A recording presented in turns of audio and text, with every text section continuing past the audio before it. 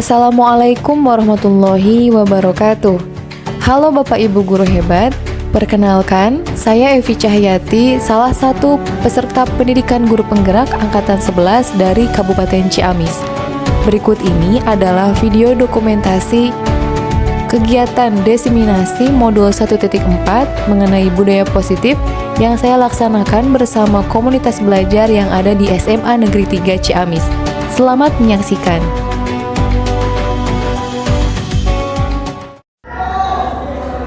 Baik Bapak Ibu Guru, terima kasih atas kehadirannya. Mari kita mulai sesi kali ini dengan menggunakan pantun yang sudah saya siapkan.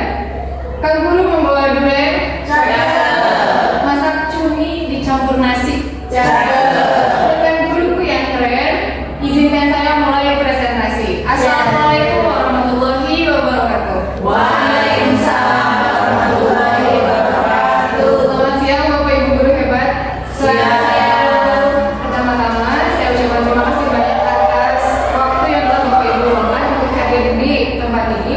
Semoga apa yang kita laksanakan hari ini merupakan bentuk ikhtiar dan dedikasi kita sebagai guru dan tentu saja demi peningkatan pendidikan di Indonesia, khususnya di SMA Negeri 3 Ciamis. Bapak Ibu, pada kesempatan kali ini saya akan memimpin diskusi atau tepatnya diseminasi mengenai aksi nyata modul 1.4 yang saya pelajari di Pendidikan Guru Penggerak Angkatan 11, yakni tentang budaya positif. Saya Evi Cahyati, salah satu peserta Pendidikan Guru Penggerak di Angkatan 11 Kabupaten Ciamis. Pada kesempatan kali ini ingin berbagi, bukan guru ya ataupun menjadi orang yang paling tahu, tidak, tapi kita di sini sharing diskusi. Bapak Ibu guru sangat diperbolehkan untuk mengemukakan pendapat ataupun menyanggah dan lain sebagainya. Sebelum kita mulai ke slide selanjutnya, adakah yang tahu atau adakah apa yang tersirat di benak Bapak Ibu ketika melihat tentang budaya positif? Kira-kira apa Bapak Ibu? Hal apa yang muncul di pikiran Bapak Ibu ketika mendengar atau melihat tulisan budaya positif? Budaya seperti apakah yang Bapak Ibu bayangkan, yang Bapak Ibu guru impikan, yang di sekolah ini ingin Bapak Ibu wujudkan barangkali? Contoh sederhana saja, bisakah salaman dengan guru, tersenyum dengan guru, menyapa guru itu termasuk budaya positif? Iya.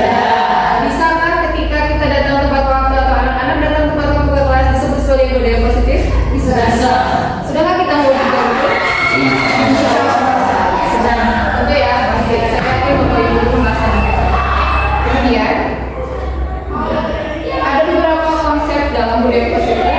Yang pertama yaitu disiplin positif dan nilai-nilai kebajikan universal.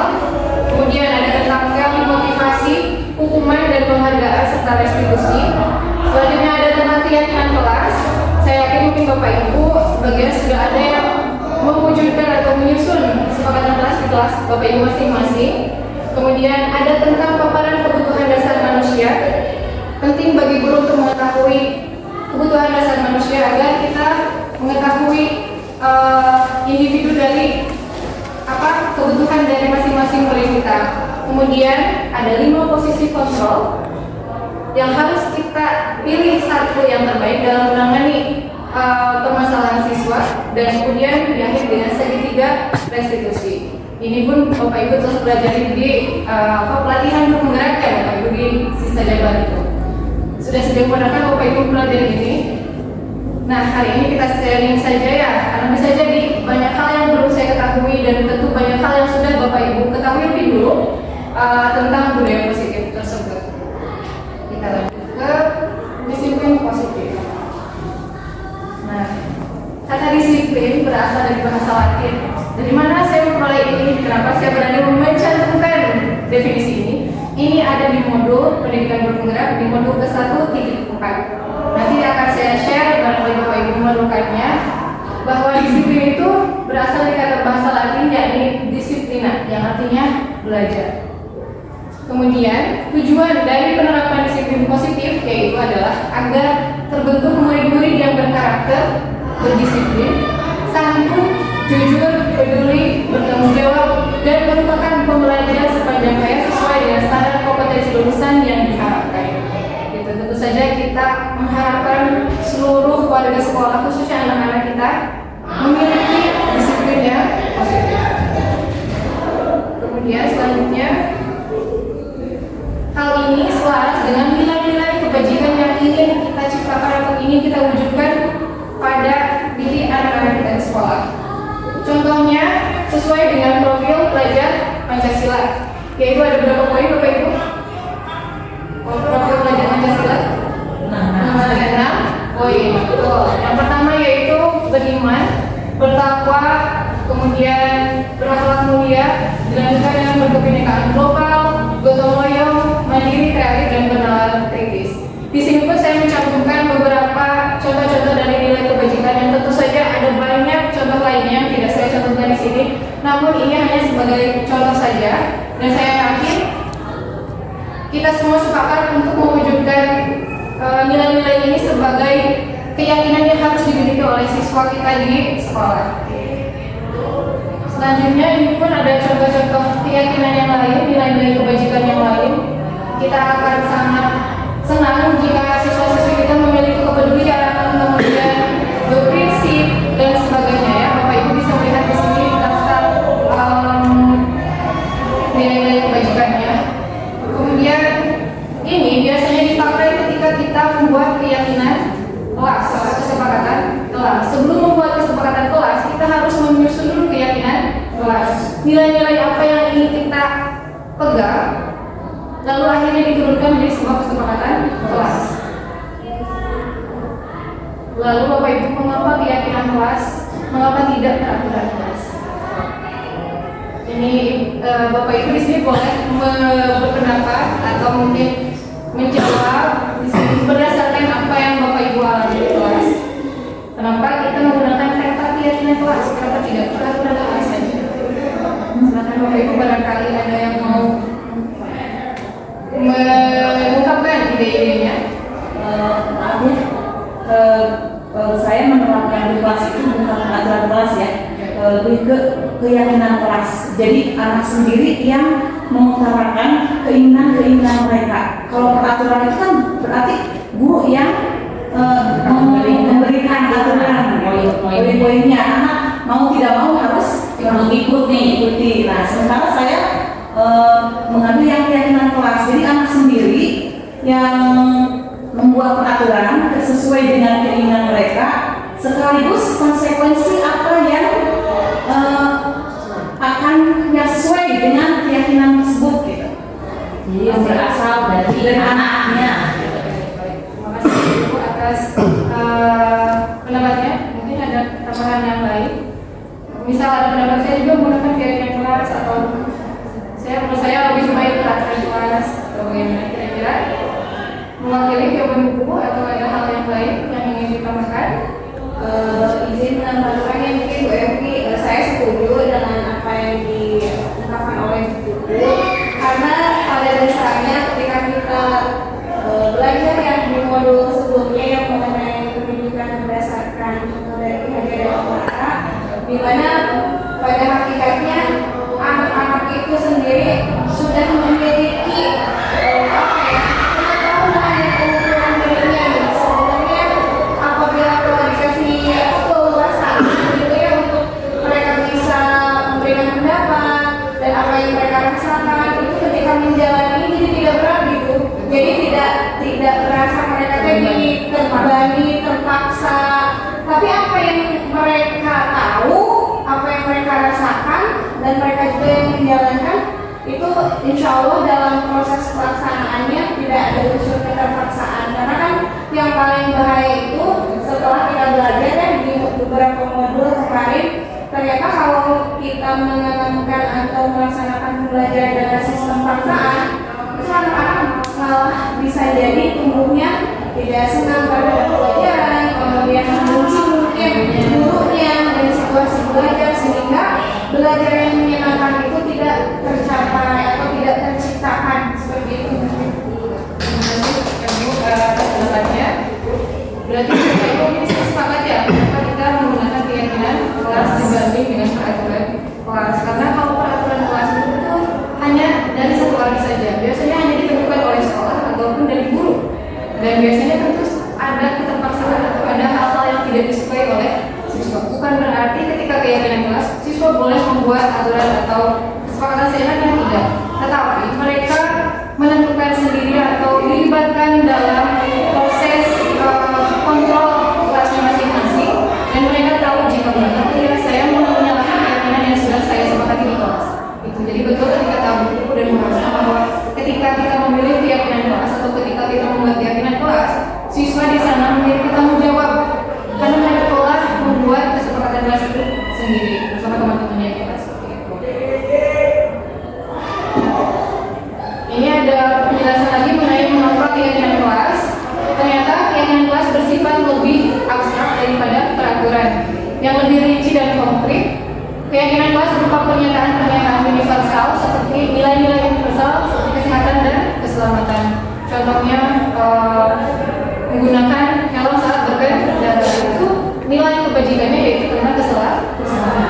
Menggunakan masker itu nilai kebajikannya tentang kesehatan. Seperti itu contoh-contohnya. Kemudian keyakinan kelas lebih fokus pada nilai-nilai positif yang ingin ditanamkan seperti rasa hormat, tanggung jawab dan kerjasama. Dan ini mendorong siswa untuk berperilaku baik secara intrinsik, bukan takut karena akan adanya hukuman. Intrinsik itu berasal dari diri siswa. Jadi mereka tumbuh motivasi secara intrinsik. Dan itu yang kita harapkan. Tidak ada, jadi guru tidak harus ayo masuk kelas tepat waktu, ayo kerjakan tugasnya tepat waktu. Itu tidak perlu lagi jika motivasi intrinsik siswa sudah terbentuk. Kemudian di topik selanjutnya ada tentang hukuman dan restitusi yang tadi di slide pertama sudah ada. Apa bedanya tentang hukuman dan konsekuensi, Bapak Ibu? Di sini saya mencantumkan hukuman itu tidak terencana atau tiba-tiba. Ada ketika misal hukuman itu ketika siswa membuat kesalahan, kita buat hukuman. Kita tidak tahu kapan siswa akan membuat kesalahan. Hukuman seperti apa yang akan kita berikan, ya. Kemudian murid tidak tahu apa yang akan terjadi dan tidak dilibatkan. Kemudian bersifat satu arah, hanya dari pembuat aturan saja. Kemudian biasanya berupa hukuman fisik atau psikis. Contoh hukuman fisik apa ya Bapak Ibu?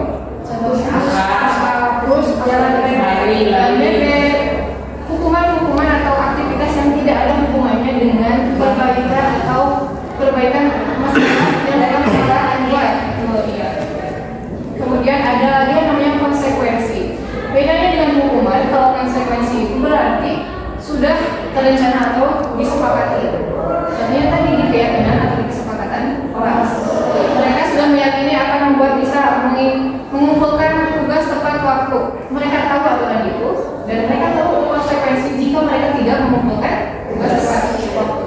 Kemudian murid tetap dibuat tidak nyaman, tentu karena pasti akan ada fase tetap bersifat mengatur, tetap bersifat ketika buat kesalahan kan pasti mereka ada tidak nyamannya gitu ya, ada beban. Kemudian sikap guru selalu memonitor murid. Kemudian ada restitusi. Ini proses menciptakan kondisi bagi murid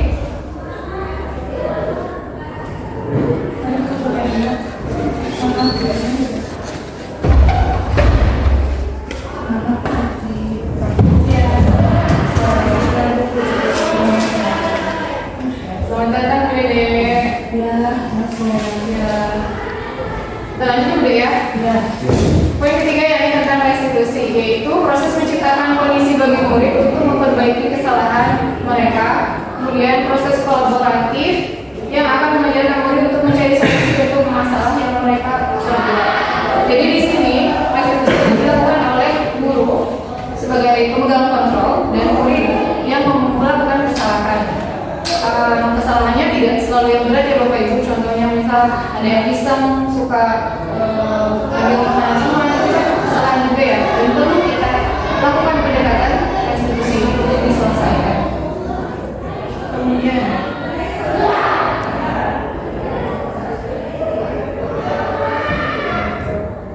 ada 3 motivasi perilaku manusia. Bapak Ibu tahu ya motivasi itu apa sih sebenarnya? Motivasi adalah dorongan atau keyakinan atau keinginannya itu berasal dari 3 poin tersebut. Nah, kita perhatikan 3 poin ini dan di mana Bapak Ibu sekarang. Yang pertama ada menghindari ketidaknyamanan atau kemudian motivasi karena untuk mendapatkan imbalan atau penghargaan dari orang lain. Dan yang ketiga, untuk menjadi orang yang mereka inginkan dan menghargai diri sendiri dengan nilai-nilai yang mereka percaya. Contohnya, misal Bapak Ibu datang ke kelas tepat waktu, motivasi yang manakah yang mendorong Bapak Ibu? Takut karena kita punya absen timur atau apa, atau takut teguran dari OKC dan lain sebagainya. Berarti kalau kita di posisi itu, kita ada di posisi nomor 1. Tapi kalau kita datang ke kelas, misal saya sadar karena saya ingin menjadi teladan bagi anak-anak, saya ingin memberi contoh bagi mereka karena saya sadar tanggung jawab saya. Berarti Bapak Ibu ada di contoh yang mana, motivasi yang mana? Iya. Di mana kita? Atau masih kombinasi 1, 2, 3? Maksudnya mau nanya sih kombinasi. Tidak apa-apa, kita sama-sama. Menuju 3. Menuju 3. Melalui sesi ini mudah-mudahan kita ada di posisi nomor 3. Kita sama-sama saling mengingatkan ya. Nah, di sini ada pertanyaan. Saat Anda hadir mengajar di kelas tepat waktu, motivasi apakah berdasarkan tindakan Anda? Boleh diungkapkan Bapak Ibu di nomor 1 itu tidak apa-apa, di nomor 2 tidak apa-apa, nomor 3 sangat tidak apa-apa. Silahkan Bapak Ibu yang mau mengungkapkan pendapat, motivasi apa yang mendorong Bapak Ibu tepat hadir tepat waktu di kelas. Silahkan. Kangen dengan suasana dengan siswa-siswi. Saking kangennya ya, benar Pak Indra katanya kangen dengan suasana di kelas kepada siswi apa siswa Pak? Siswa-siswi ya semuanya ya. Semuanya. Itu katanya satu motivasi yang ada. Saya ingin menambahkan mungkin ya betul, salah satunya kangen ya Pak ya, apalagi saya kemarin tidak masuk ya, karena ada kurang. Tapi yang sekarang saya pahami ketika dulu saya menjadi seorang PU yang tidak berhubungan dengan kelas gitu kan ya siswa. Ketika saya hadir di kelas tepat waktu itu saya seperti ada achievement untuk diri sendiri bahwa saya di sekolah ini mengajar itu tepat waktu, berarti saya tidak kehilangan momen sama anak-anak. Lalu selanjutnya ketika saya tidak tepat waktu, yang dirugikan itu kasihan bukan hanya diri saya sendiri tapi ternyata banyak orang gitu. Ketika dulu saya tidak tepat waktu, misalkan masuk kerja terlambat di PU, itu hanya melibatkan diri saya pribadi yang paling kena hukuman atau teguran dari atasan. Tapi ketika sekarang di kelas saya tidak tepat waktu, itu saya merugikan anak-anak saya. Itu sungguh hebat yang mendapat Bu Erna dan Pak Indra. Terus menurut saya sudah ada di posisi nomor 3. Ini adanya rasa menghargai diri sendiri dan juga menghargai tentang mencintai profesi kita, yang bentuk kecintaan profesi kita. Allah jadi kalau di SMA negeri 3 CMU semuanya hampir semuanya sudah di motivasi yang ketiga. Ada motivasi intrinsik yang tinggi yang ada pada diri Bapak Ibu. Selanjutnya, beberapa ada yang mau menambahkan atau sudah terwakili sekali dengan Pak Indra dan Bu Erna. Selanjutnya, kita akan membahas tentang kebutuhan dasar manusia. Kita sebagai manusia tidak lepas penilaian kita tentang adanya kebutuhan, ya. Banyak sekali kebutuhan yang ingin kita penuhi. Salah satunya kebutuhan yang ingin saya penuhi di sini adalah kebutuhan untuk menyelesaikan tugas diseminasi. Itu contohnya kebutuhan, ya. Kebutuhan bertahan hidup, ya contohnya. Di sini ada 5 poin Bapak Ibu. Yang pertama ada kebutuhan untuk bertahan hidup atau survival. Yang kedua ada tentang kasih sayang dan rasa diterima atau kita sebut love and belonging. Ketiga ada kebebasan atau freedom, kesenangan atau fun, dan 5 penguasaan atau power. Karena siswa-siswi kita pun adalah manusia, mereka sama memiliki 5 kebutuhan ini. Jadi ketika anak-anak kita melakukan kesalahan atau kekeliruan, bisa jadi ada 1 atau 2 kebutuhan yang tidak mereka peroleh atau tidak terpenuhi. Contohnya ada yang siswa kan kadang di kelas kita memang siswa itu caper ya, baik caper, terus kadang baik itu caper ke guru ataupun caper ke teman, mereka mencari perhatian dengan membuat kegaduhan dan lain sebagainya. Mungkin ada satu kebutuhan di sini yang tidak terpenuhi, yang belum terpenuhi. Contohnya kebutuhan apa? Kayak kasih sayang. Karena ada siswa yang datang dari rumah itu siap untuk belajar, dengan kondisi siap untuk belajar, mencari ilmu, benar-benar mencari ilmu. Ada juga yang datang ke sekolah itu dengan perasaan yang bukan hanya ingin belajar saja, tapi butuh untuk diberikan kasih sayang oleh gurunya di sekolah. Karena bisa saja lingkungan di keluarganya tidak menciptakan atau tidak ada rasa nyaman, betul. Jadi datang ke sekolah akhirnya untuk mencari rasa kasih sayang. Kemudian kira-kira contoh yang pertama kebutuhan untuk bertahan hidup, contohnya apa Bapak Ibu? Kebutuhan apa kalau untuk bertahan hidup? Kebutuhan biologis. Uang, biologis, makan. Ya, contohnya ya, kadang-kadang anak-anak itu sering Bu, istirahat, Bu. Itu mungkin karena kebutuhan untuk bertahan hidupnya yang belum terpenuhi ya.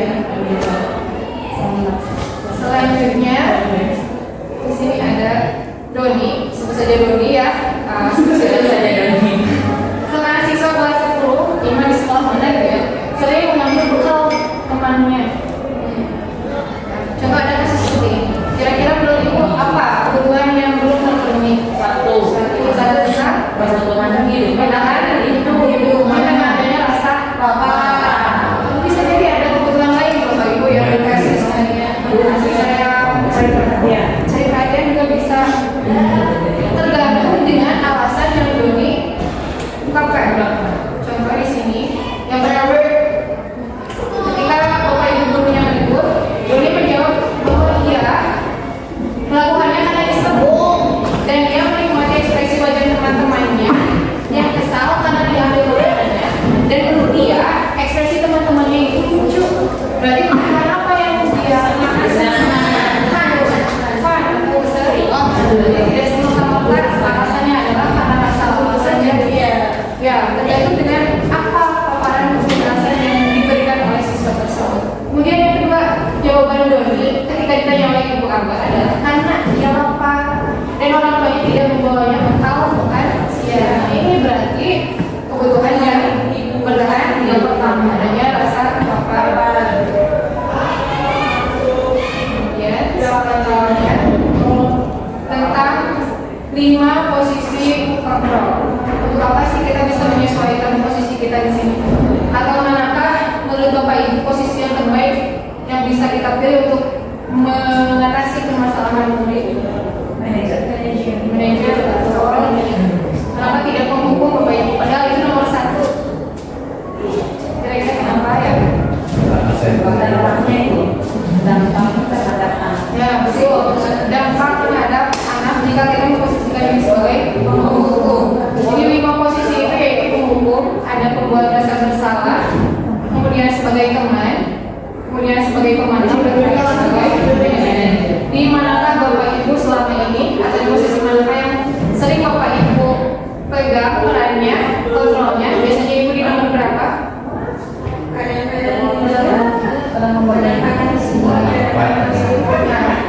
Semuanya udah dialami. Saya pun sama Bapak Ibu dulu. Saya merasa benar dengan posisi saya yang ada di pembuat rasa bersalah. Contohnya gini, saya pernah menjadi wali kelas di sekolah sebelumnya. Saya itu ketika membuat anak membuat kesalahan, saya sering bilang, ih kamu kan bukan cuma HBD, juga kan ada dampaknya. Itu adalah ungkapan pembuat rasa bersalah dengan harapan guru ya, dengan harapan agar anak ini Ibu berpikir ya, berpikir bahwa ada ibu gitu. Berarti berkata itu pusing dengan pembuatan sama. Ya betul. Dan ternyata itu dampak ke siswa itu ternyata tidak baik. Siswa akan merasa rendah diri. Ternyata saya itu tidak berarti. Ternyata saya itu membuat masalah bagi orang lain. Itu ya Bapak Ibu. Ya. Jadi pilihlah 3 ya. Tapi akan lebih baik kalau Bapak Ibu ada di pilihan yang nomor 5 sebagai manajer. Karena di temanku, di posisi teman, mungkin kadang-kadang baik, tapi ada dampak yang membuat mereka bergantung pada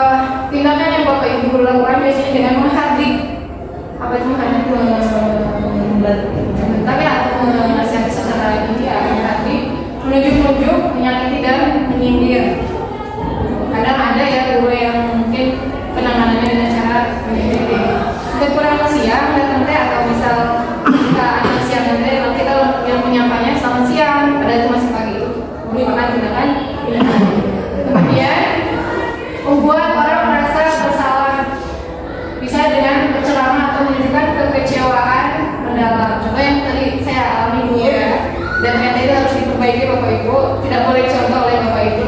Kemudian posisi sebagai teman yaitu membuatkan alasan-alasan untuk muridnya. Jadi kita terlalu membela anak ketika membuat kesalahan pun itu tidak baik ternyata.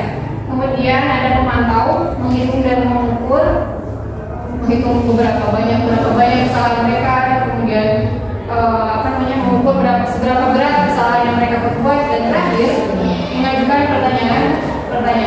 Di posisi manajer kita didorong untuk bersama-sama membuat siswa kembali dan menyadari kesalahannya dan meyakini atau mengingat kembali keyakinan atau nilai-nilai kebajikan yang telah dia sepakati.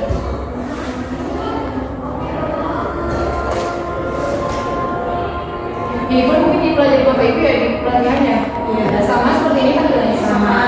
Ya, berarti ini sudah sangat pahami oleh Bapak Ibu sekalian ya.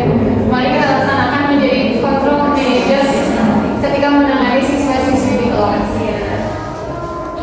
Nah, Bapak Ibu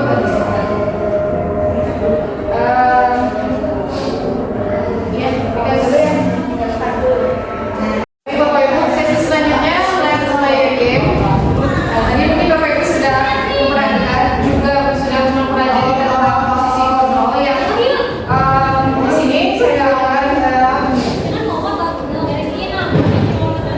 membagikan krisis.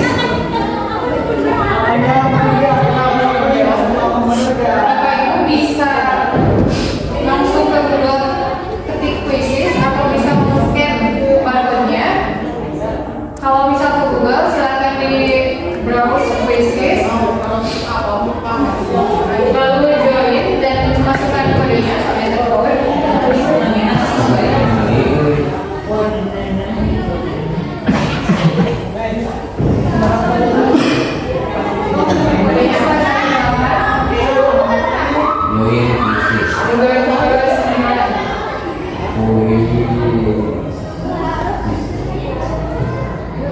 Namina bebas sesuai ada panggilan saja.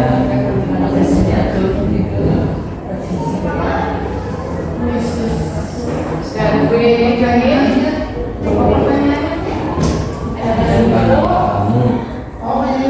Ada saya, ada Bu Hasna, kemudian silakan. saya.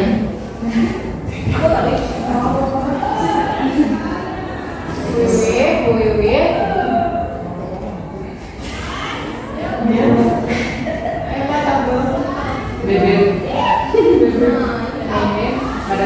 Oke, semua sudah join ya? Are you ready guys? Are you ready class? Sudah siap ya? Kita akan mulai. Terima kasih monyet. Silakan. Masih join.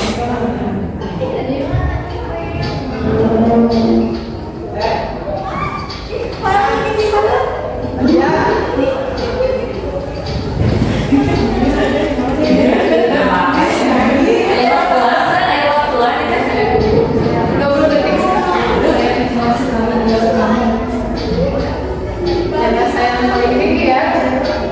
Dan fight.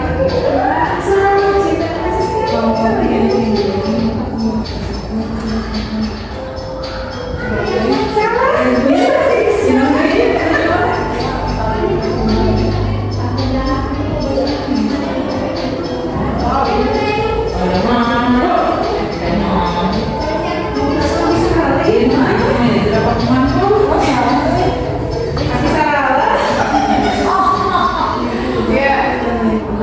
Ada yang sudah selesai, ada yang masih proses.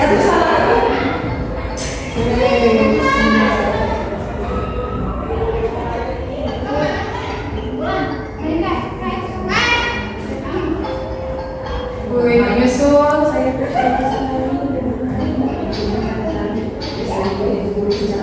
Iya, ini sudah juga. Pak Indra sudah selesai.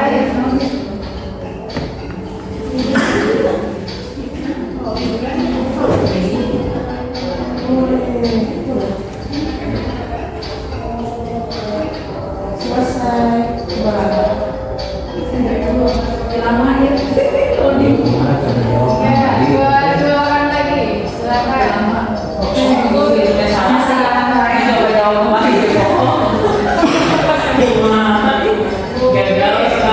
Umur saya berapa itu? Silakan.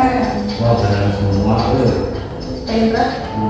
Ya, sudah. Kasih nama. Sudah selesai semua ya? Belum aku ya. Oh, belum. Jadi coba jawab kembali. Coba jawab kembali saya beli. Sudah? Endos. Iya. Dede lama. Oke. Udah benar semua tuh. Hebat. Nah, cuma bilang sini. Sudah deh. Sebagaimana kita lihat bahwa Bagaimana kita contek apa ya? Itu saya. adalah PDD pertama di urutan pertama kuliah ini sesuai Bu Swiss. Ada saya di sini, kita panggil Bu Serina saya, kemudian ada Pak Indra dan Bebe. Siapa Bebe? Oke, Bu Bebe. Ya, kita pilih satu saja ya. Ya, paling cepat. Ada benar, ada ya, selamat.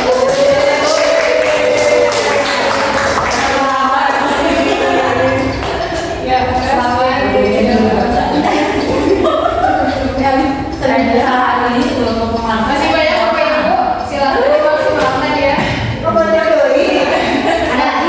Sudah. Kita kembali lagi. Ya. Kemudian Bapak Ibu kita kembali lagi ke segitiga restitusi.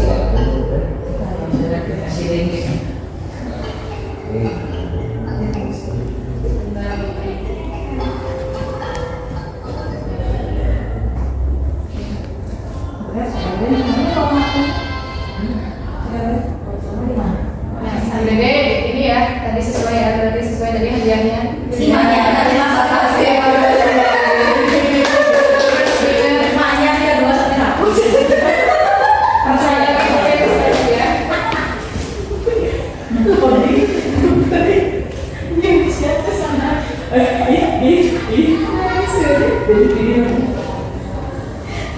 Baik diskusi.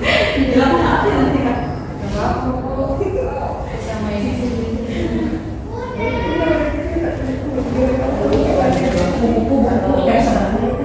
Yang 8. Nih, 8. Kemudian selanjutnya kita akan membahas tentang segitiga restitusi.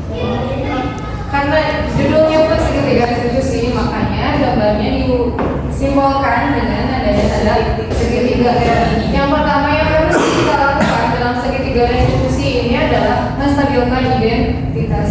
Kapan kita menggunakan segitiga restitusi Bapak Ibu? Kapan kita menggunakan ini kira-kira? Ketika anak, betul, ketika anak melakukan kesalahan. Makanya ada yang namanya pendekatan segitiga restitusi. Yang pertama yaitu kita harus menstabilkan identitas siswa. Yang kedua harus memvalidasi tindakan yang salah. Dan yang ketiga harus menanyakan keyakinan. Bisakah Bapak Ibu kita mengambil satu poin saja dari pendekatan tersebut? Anda cuma pada ngambil identitas pemumpul atau ada cukup menanyakan keyakinan juga. Bisakah hanya kita ambil satu atau dua saja dalam menyelesaikan masalah siswa dan Bapak Ibu? Bisa tidak? Tuntas. Berarti itu tandanya kita harus menggunakan ketiganya. Karena kalau kita menyebut atau menggunakan dua poin saja, kita tidak akan menyebutnya sebagai segitiga restitusi. Dua restitusi mungkin ya, tidak ada. Jadi diharapkan Bapak Ibu bisa menerapkan 3 langkah tersebut. Kemudian kenapa kita menggunakan segitiga restitusi Bapak Ibu? Kenapa menggunakan ini untuk menyelesaikan masalah? Adakah yang tahu apa itu restitusi berdasarkan apa yang Bapak Ibu pelajari di pelatihan guru penggerak? Belum saya tahu. Belum kebetulan. Jadi ini adalah sebuah pendekatan yang digunakan untuk menangani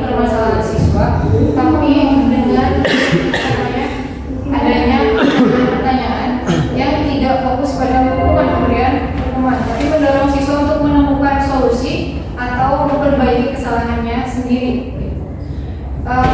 Ciri-ciri restitusi yaitu di sini ada 10 ciri ya Bapak Ibu. Ciri yang pertama, restitusi bukan untuk menebus kesalahan, namun untuk belajar dari kesalahan. Jadi siswa itu belajar untuk tanggung jawab atau mengambil konsekuensi atau melaksanakan konsekuensi dari apa yang mereka kerjakan. Kemudian memperbaiki hubungan. Jika kita melakukan hukuman kepada siswa yang berbuat salah, pasti ada rasa dendam atau ketidaksukaan kepada kita memberi hukuman. Tapi dengan restitusi itu akan tetap menjaga hubungan antara guru dengan murid yang bermasalah.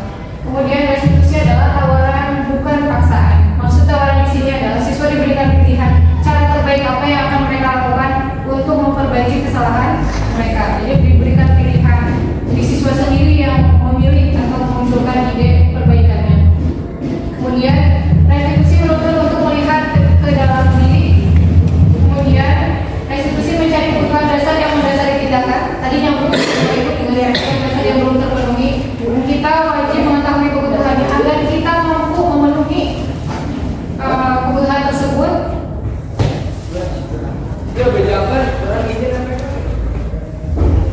Ya, kemudian restitusi adalah cara yang paling baik. Kemudian restitusi fokus pada karakter dan tindakan. Mudah bagi siswa untuk berubah hari itu saja, tapi sulit untuk mendidik atau melatih karakter, bentuknya karakter. Dan melalui restitusi inilah kita harapkan tumbuhnya karakter baik yang dimiliki siswa setelah mereka belajar dari kesalahan yang mereka lakukan. Kemudian restitusi itu memuatkan. Jadi anak-anak kita meskipun sudah melakukan kesalahan tidak menjadi rendah diri atau memunculkan diri dari kelompoknya, tapi tetap memiliki kepercayaan diri karena mereka sudah bisa mengatasi atau mengontrol hal yang mereka lakukan yang menurut mereka salah, sudah memperbaikinya. Kemudian fokus pada solusi. Kadang-kadang kita harus mengungkit kesalahan siswa, bukan mengungkit bagaimana mereka cara menanganinya ya Bapak Ibu. Itu saya khususnya. Kalau Bapak Ibu pasti mungkin mencari solusi dari adanya kesalahan tersebut. Kemudian 10, restitusi mengembalikan murid yang berbuat salah pada kelompoknya. Jika mereka sudah merasa pede atau sudah menyadari atau mau memperbaiki kesalahannya, mereka akan berani untuk bergabung kembali dengan kelompoknya di kelas. Jadi tidak ada yang namanya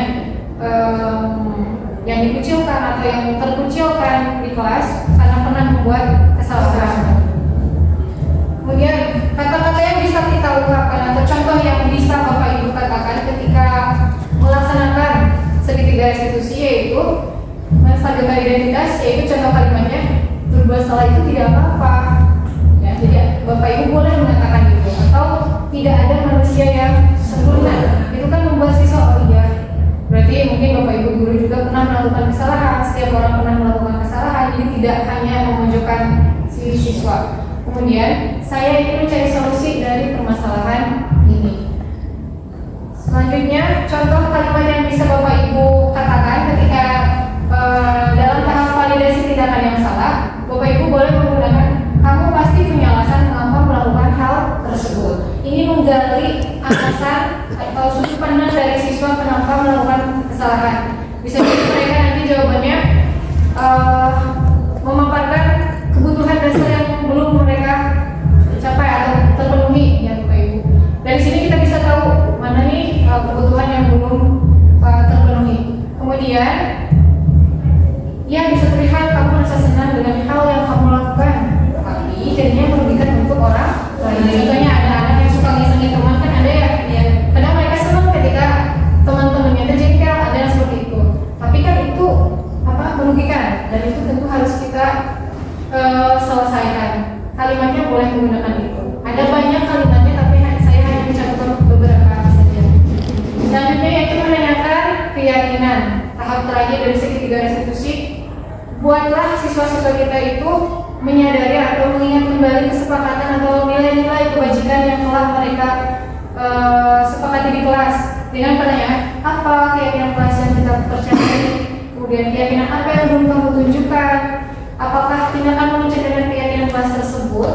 Jadi dengan pertanyaan-pertanyaan tersebut diharapkan siswa ingat dan menyadari, oh iya saya sudah melanggar keyakinan, saya sudah merebut atau tidak menghargai orang lain seperti itu. Nah, di sini ada kalimat-kalimat yang sesuai dengan posisi kontrol yang tadi kita bahas. Pada tabel berikut, isilah kolom siapa yang mengatakan dengan posisi kontrol mana menurut Anda yang sering mengucapkan pernyataan-pernyataan berikut. Yang pertama ada kalimat, saya kecewa sekali dengan kamu. Kira-kira kontrol apa yang kita pilih? Ingat yang 5 kontrol tadi, sebagai penghukum, pemberi rasa bersalah, teman, pemantau, dan manajer. Yang pertama kira-kira apa Bapak Ibu? Pemberi rasa bersalah. Kita keep ya, pemberi rasa bersalah. Kemudian, kamu tidak pernah benar melakukannya. Kira-kira di posisi apa kita?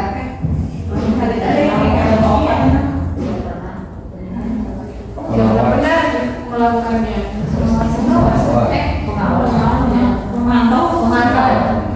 Menurut Bu Wiwin di posisi mana Bu?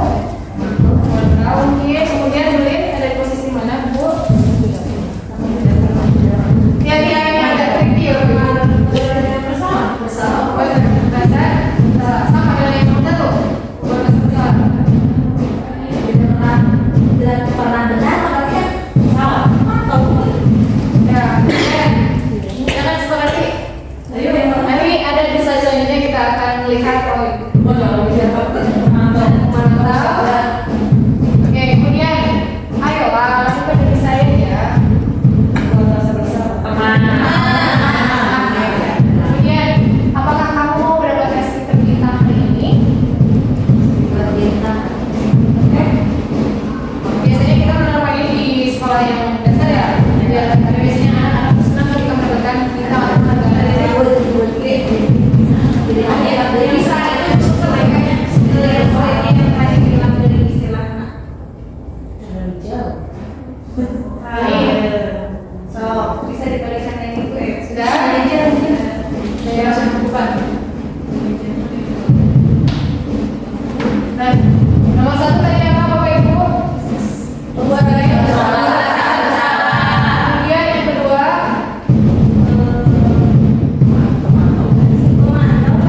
mantap. Oke, mantap ya. Yang ketiga tadi mana? Yang keempat apa? Mantap, nama Indra. Manajer yang paling bawahnya. Yang kedua itu penghukum. Oke. Ulangi sob, pilih dulu lagi. Sob, ini yang pertama. Yang kedua, Penghukum. Yang ketiga teman. Yang keempat pemantau. yang kelima manajer. Nah, kita lihat deh jawabannya Bapak Ibu. Sesuai ya?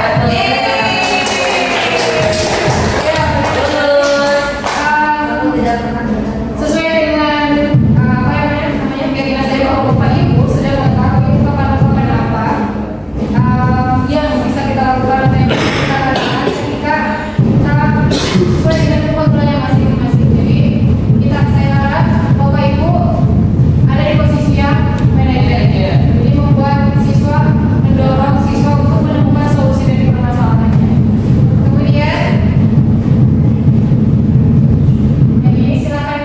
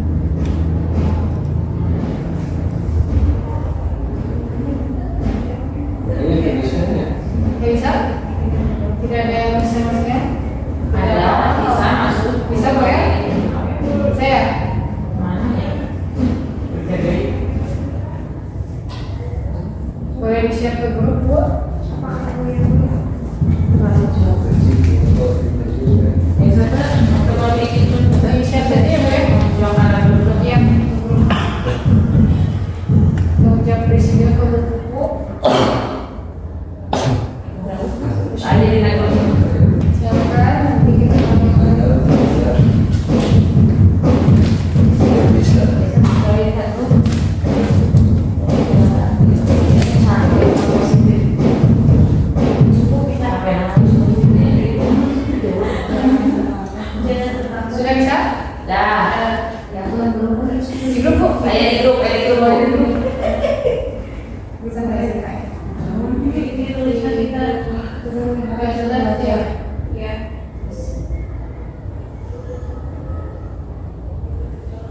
Nah, dalam membuat keyakinan kelas, kadang-kadang kita kan menggunakan kata jangan atau dilarang. Nah, hal itu perlu diperhalus atau diubah menjadi kalimat yang positif. Contohnya di sini saya akan memberikan contoh. Jangan berlari di kelas atau koridor. Bisa kita ubah menjadi berjalanlah di kelas atau koridor. Jadi jangannya dihapus, diperhalus dengan kata berjalanlah. Nah, silakan Bapak Ibu tuliskan kira-kira kalau ada peraturan jangan terlambat mengumpulkan tugas, kira-kira kalimat positifnya seperti apa? Saya beri waktu berapa menit ya? 3 menit mungkin untuk mengerjakan ini. Bapak Ibu boleh memilih satu saja dari 6 tersebut, kalau 6 terlalu banyak. Atau misal berarti ada yang ada yang genap-genapnya boleh. Silakan selanjutnya. Ini Bu Erna ya? Ya. Ini sih. Silakan. Lebih baik tugasnya dikumpulkan tepat. Kemudian berkatalah yang baik-baik. Ini yang berkata yang baik-baik siapa? Ibu? Saya Bu Linda. Oke. Kemudian yang ini lebih baik tugasnya dikumpulkan tepat waktu. Saya Bu. Ya Bu. Terima kasih.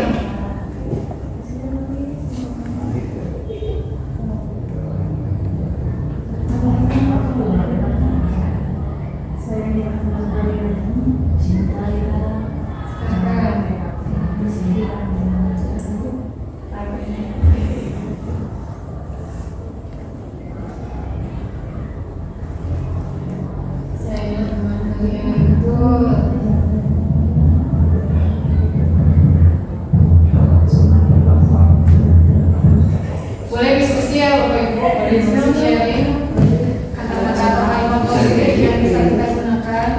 Biasa. Bisa diedit, ya bisa kalau edit itu di sini. Oh ya, di 3 itu ya. Ya, tidak ada edit, tapi tidak apa kok. Tidak ada edit pun atau mau menambahkan lagi pun boleh. Oke, apa yang digunakan saat itu perbaikannya?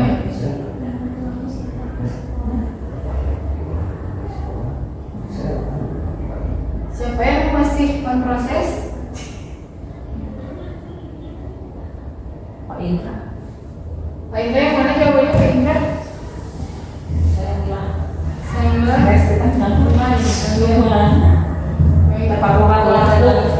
Tepat waktu izin dulu ya kalau mau pinjam barang saya. Sudah semua mengungkapkan ide-idenya? Sudah. Oke. Betul Bapak Ibu, kita bisa mengubah kalimat-kalimat ini menjadi kalimat yang lebih positif. Contohnya dengan mengumpulkan tugas tepat waktu. Intinya dalam kalimat-kalimat tersebut tidak ada unsur keterpaksaan atau aturan yang mengikat. Oh, tapi ada yang aturan yang mengikat. Nah, di sini intinya kita tidak boleh menggunakan kata dilarang atau jangan atau tidak boleh, gitu ya. Contoh dari ini asal HP digunakan saat ibu memperbolehkannya. Kemudian mengumpulkan tugas tepat waktu, berkatalah yang baik-baik. Kemudian saya bilang teman kalian, izin dulu ya kalau mau pinjam barang. Kemudian ada kalimat lagi lebih baik tugasnya dikumpulkan tepat waktu. Kemudian ada tepat waktulah datang ke sekolah atau tidak tahulah tepat waktu ke sekolah. Kemudian ada berkata sopan. Kemudian minta izin jika menggunakan barang orang lain. Betul. Kemudian ini puasa ya. Kumpulkan tugasnya sesuai dengan kesepakatan kita ya. Kemudian main HP-nya setelah selesai belajar. Kemudian mari kita berbicara dengan bahasa yang baik. Sebelum meminjam barang teman, sebaiknya minta izin terlebih dahulu. Kemudian mari kita saling menyayangi dengan teman dan datang tepat waktu ke sekolah itu lebih baik. Atau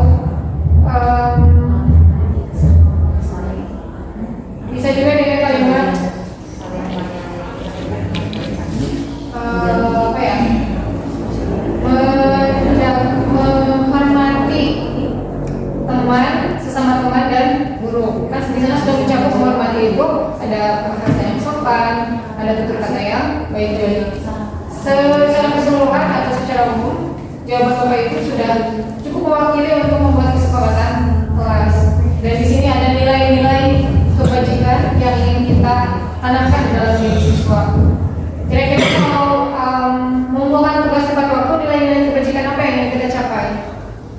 Disiplin, betul, ada disiplin, ada tanggung jawab. Kemudian kalau misal ada kalimat minta izin jika menggunakan barang orang lain, nilai-nilai apa yang akan kita tanamkan? Sopan atau menghormati orang lain. Satu lagi Bapak Ibu, puisisnya silakan dibuka, ini sebagai sesi akhir ya.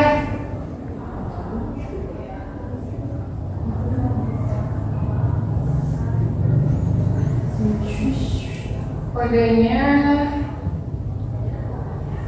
ini.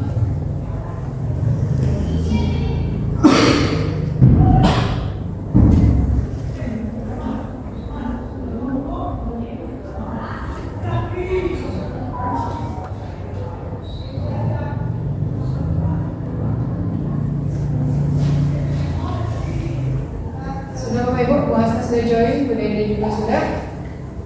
Ada buku. BBM dan saya belum ya. Berarti Ada dulu ya. ada hoki. Pastikan sinyal juga mendukung ya Bapak Ibu ya. Coba Si kaset. Dan berarti si kaset pada ayah. Kan berarti ya. Dan mungkin Bu Dede suka.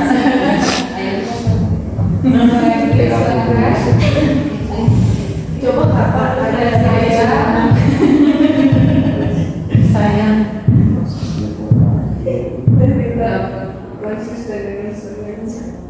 Jadi apa emang? Bu soalnya susah nggak Bu? Gampang sekali. Sudah siap?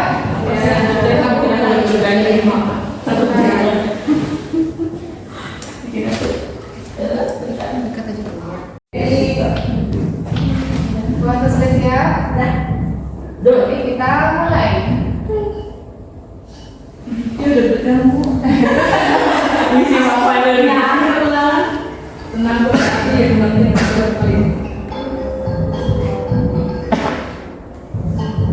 Si kaset, Anji, si kaset. Ya, bareng nih, bareng kan.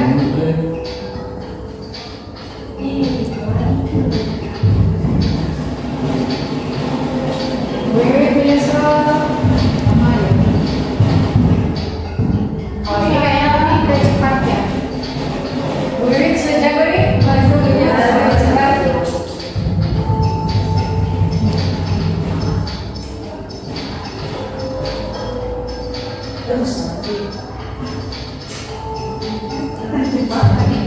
Nah, ini saling ini ya, kecepatannya, saling menyusul. Ya.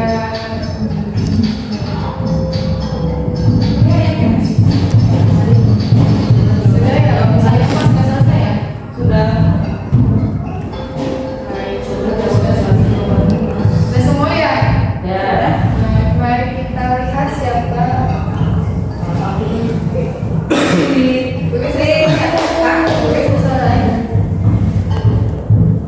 Yang belum banyak tinggal itu dengan banyak.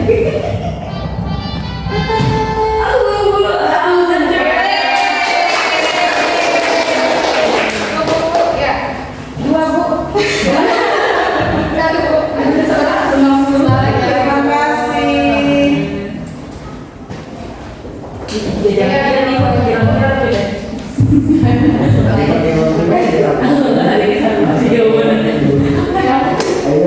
Kita sesi tadi menjadi sesi penutup kita hari ini, dan referensi bacaan yang saya paparkan di depan itu berdasarkan modul 1.4 mengenai budaya positif yang saya pelajari di pendidikan guru penggerak angkatan 11. Bapak Ibu, tunggu kehadirannya atau motivasi intrinsiknya untuk mengikuti pendidikan guru penggerak di angkatan selanjutnya. Karena Bapak Ibu sudah ada dasar, ya,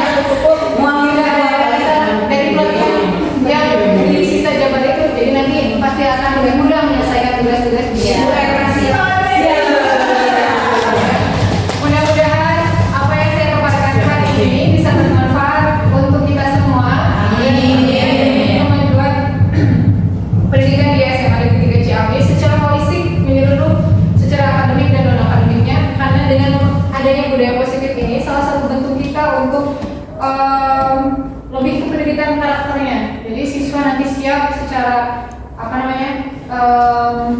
akademik dan non akademiknya. Ada yang mungkin mau menambahkan Bapak Ibu? Atau sudah cukup? Baik, jika sudah cukup, kita akhiri sesi hari ini. Saya sekali lagi mengucapkan terima kasih banyak atas kehadiran dan partisipasi Bapak Ibu. Kehadiran Bapak Ibu sungguh berharga untuk saya, dan mudah-mudahan kita bisa sama-sama mewujudkan budaya positif di sekolah ini. Amin.